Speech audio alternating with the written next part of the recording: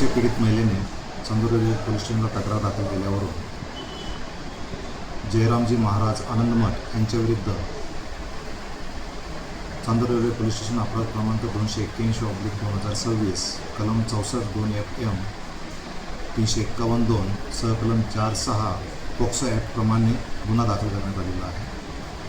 यामध्ये पीडितेने दिलेल्या माहितीनुसार 2014मध्ये पीडितेची आरोपीसोबत ओळख झाली होती। 2016पासून ते आतापर्यंत पीडिता ही आरोपीसोबत राहत होती।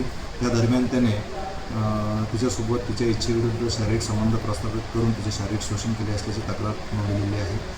आरोपीला अटक करण्यासाठी तपास पथक नेमण्यात आलं असून आरोपीचा शोध चालू आहे।